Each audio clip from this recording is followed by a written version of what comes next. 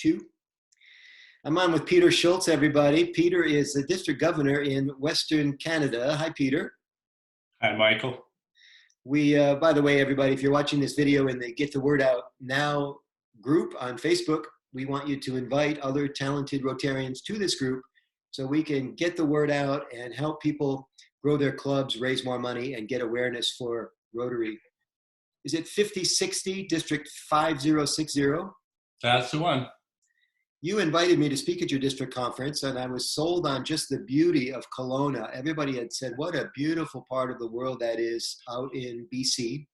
And I was really looking forward to visiting with you a few weeks ago. And then the pandemic hit, and all live events were canceled, including your conference. You must have been crushed. Yeah, well, as I know you know, it's a couple of years of time invested in thinking and planning and putting commitments together, and commitments from people like yourself who are going to help to make the conference a success. And so there's a lot of people put a lot on the line. Well, you were kind to ask me to be part of what everybody thought at the time was going to be some sort of a fractional event, a virtual event using the Zoom platform. And I was just so impressed at the quality of programming that you put on. I wanted to ask you some questions today so that we can help other people learn how to do this in a professional manner. I thought it was top grade. And I found out almost in real time that it's probably, we don't know for sure. It's one of those things like Rotary is such a big world with 35,000 clubs, 530 districts. But we think that this was the first virtual Rotary district conference in the history of the world. Well, yes. As you know, two of our guests, two of the early speakers in that event were the current president of Rotary International, Mark Daniel Maloney, and our zone director, Jeffrey Catara.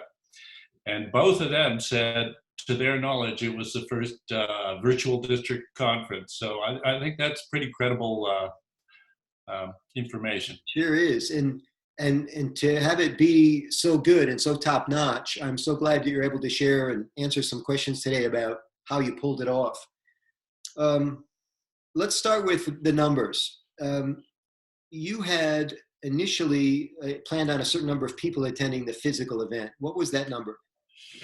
Our target was about 400, and I think we probably would have met that target. When we canceled the event, it was, I think, 5 or 6 weeks out, and we were just over 300 at the time. Okay, and how many people attended the Zoom call, do you know? I think we had just under 250 at peak. Okay, and not bad considering a lot of people maybe haven't attended something like that before, didn't know how to hook up a webcam, didn't think it was going to be any good. We go through all this stuff on the learning curve. So you get these people on the call, and then you were able to pull off, and I thought it was a really interesting rhythm because we're all learning that certain things that work pretty well live don't work at all in the electronic world. For example, reading the 4-way test is a disaster when you try to do it on Zoom. But, it goes over pretty well live. Same thing with singing songs together and stuff like that. It doesn't work so well on Zoom. No. You changed the format because we didn't have to move people around physically in a room. You had a pretty easy format. You had a greeting from a pretty important person in Rotary, and then it was like this back and forth between keynote, breakout. Keynote, what we call live, is breakout. There was no breakout because everybody was watching. But I think the breakout in your case was awards, thank yous, general announcements, that kind of a thing. Do I have that right? Right. So the key committees in the district, I asked each of them to put a report together, but I asked them to keep it to 5 minutes. And I realized that's not a lot of time to describe the wonderful work you've been doing in membership or foundation. But I also had to anticipate the fact that it's a different environment sitting in front of a terminal watching, shall we say, amateurs. Most of us are not professional presenters. And, if somebody's going to talk about the wonderful foundation work for 20 minutes. It's not going to keep people glued to the monitors. So, right. And what's interesting to me is even though the time frame was, shortened, it forced people to get really good at making every word count. I right. do presentation training. The average person speaks at about 150 words a minute. So if you give them 5 minutes to talk, it's pretty easy to calculate how many words you have. But nobody bothers to do that in a 20-minute talk. They just start spewing. Well, there was Right. no spewing in the 5-minute segments, and I thought it was tight, tight, tight.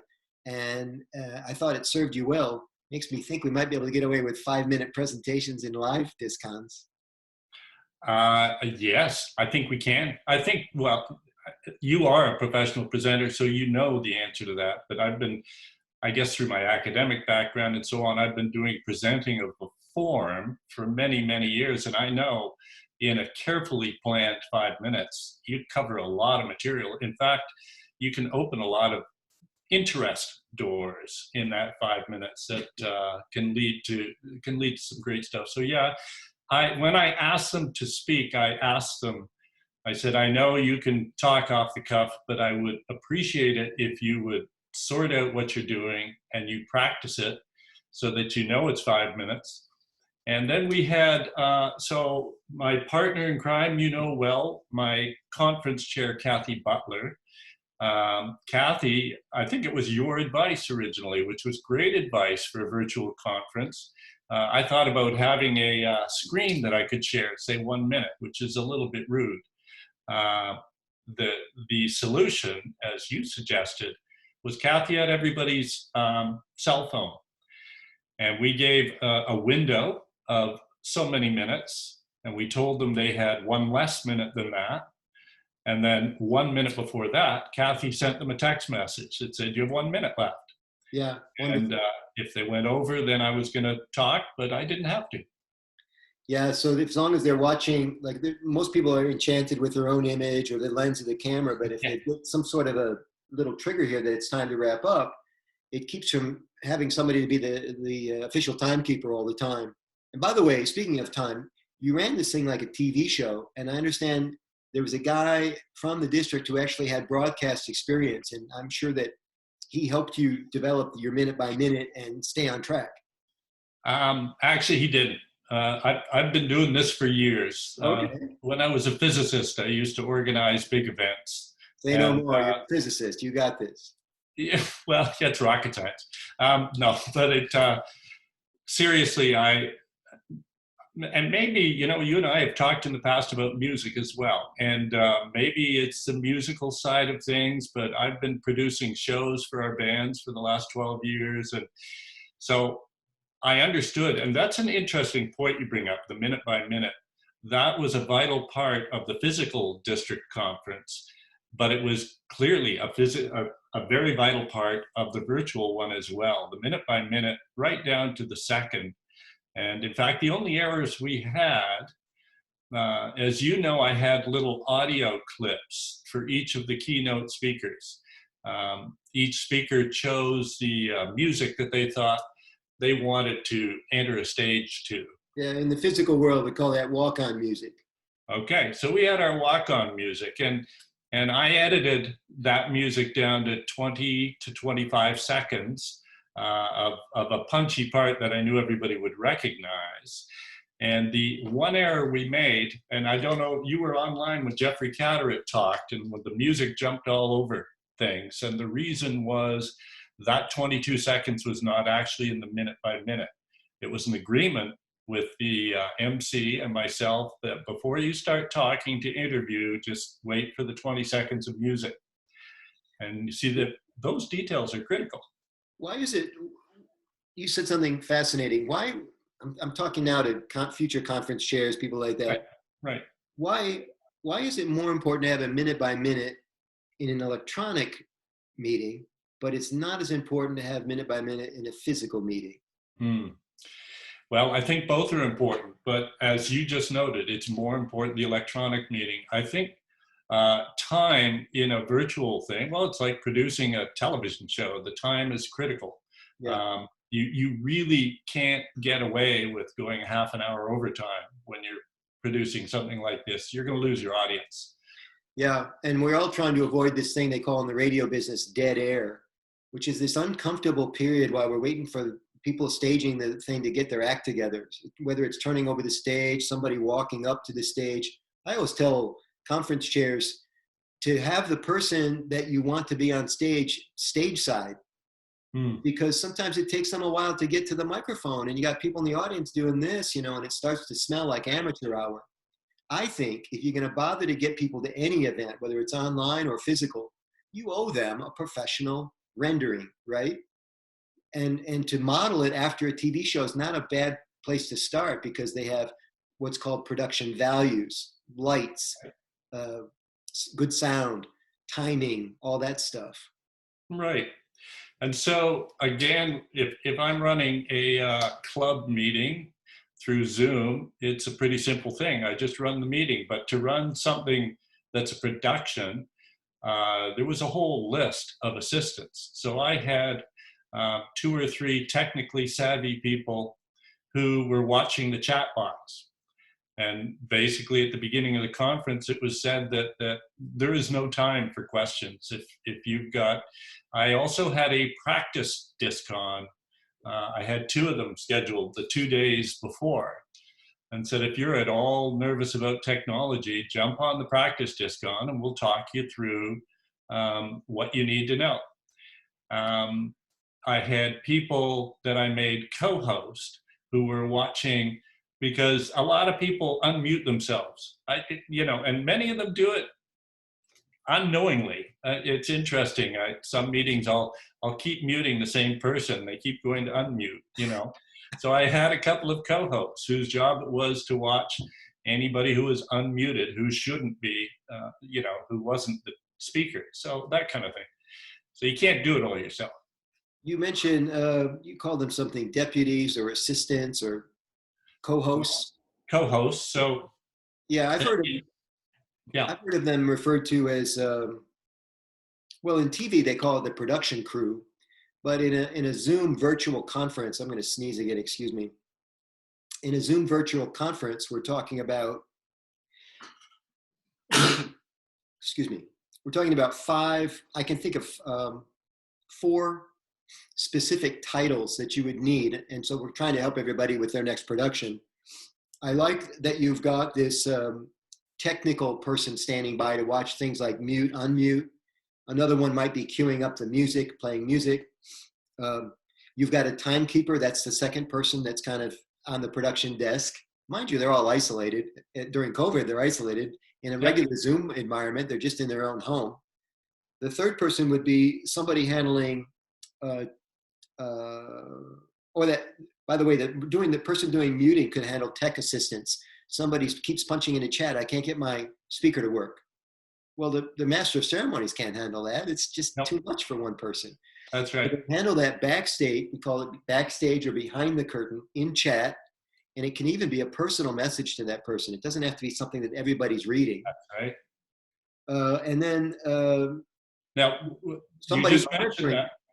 I'll just add to that person another thing that we did, and I let all the participants know, all of the technical assistants were listed on an open page in the district website with their cell phone numbers. Nice. So if you've got a real technical problem and things aren't working, call one of these people during the meeting and they'll try and talk you through it, because there's nothing you can do when you're in the meeting. Yeah, and another kind of back channel behind the curtain where you could get your problem solved. Love it. Again, the 4 positions behind the scenes, I'm counting 5 now. First one's the MC or the conference chair. Second one is this technical person who's going to watch for mutes and maybe do some technical assistance. Third person's the timekeeper. You said Kathy did it for you, texting the speakers when they had 1 minute left. A fourth person would handle chat. Strange things happening in chat. A lot of times the speaker's mentioning a website or a particular tool of some sort. Well, that person could easily pull up the link and have it and get it to everybody. Yeah, now that person needs to be strong technically. And I know you know Mary Lane Lloyd, because she, like you, is part of the Zone training team for public image. Yeah. But she's very technically capable, and she looked after that for us. See, in FaceTime, everybody, when you're presenting on FaceTime, you can go back after it posts to the time frame and put in those links ipso facto. But in Zoom, you have to do it in the moment. Otherwise, the thread moves on, right? Yeah. And you did something. Let me finish the list and I'll give you another compliment because I just love so much about what you did. And the fifth person is what they call in the restaurant business an expediter. And this is the person that's staging in the restaurant. They're staging each plate, wiping off the rim of the plate with a clean towel, removing the unsightly French fries, right? So the expediter on these Zoom calls, these group Zoom meetings, is the person that's, for example, handling Q&A and teeing up the questions for the speaker. The speaker's got a lot going on. I love that you send, I often get the video after I do a virtual keynote. Somebody will send me the video. And by the way, I don't know if you know this, if you make me the co-presenter, I can record my own video on my end, which saves you the homework. So meeting planners, make sure you make your speakers a co-host. They can press record on their own thing and everybody's happy if they want a copy of it. Peter? Yeah, I did. I made you co-host. Maybe that's why I learned it from you. Fabulous. No. And also you sent a copy of the text file. Nobody ever does that. And guess what the text file included, everybody? All those links that were being shared in the threads. You had a 4-hour or 5-hour conference? 4. Yeah, and I was watching because you can see how many people are on Zoom the entire time. Now you can't tell who's using the bathroom or who's making a fridge run, but your number never dipped below 200, which meant you had, in the physical world, you had good Nielsen ratings. Do you have Nielsen in Canada? Yeah, we do. We do. So people stayed connected. They didn't drift. The keynotes and the interesting stuff that they were looking for was spaced out well enough where they just never tailed off. And I would just say high marks, man, to you for this. And I know that Rotary International is getting ready to stage their first virtual international convention. And I just know they're going to be looking at your template because you did such a great job. Well, that's very kind. Although I did hear last week, I heard Mark Maloney, somebody, maybe it was Jeffrey, somebody said they're hoping to get 100,000 people to their meeting. You think it's high? I don't know. It could well happen. I mean, there's a lot of Rotarians in the world, but it'll be a webinar. So circling back to something we talked about early on when you were sharing your attendance numbers, you were projecting 400 at the physical event. You may have gotten peaked out at 250 on the virtual event.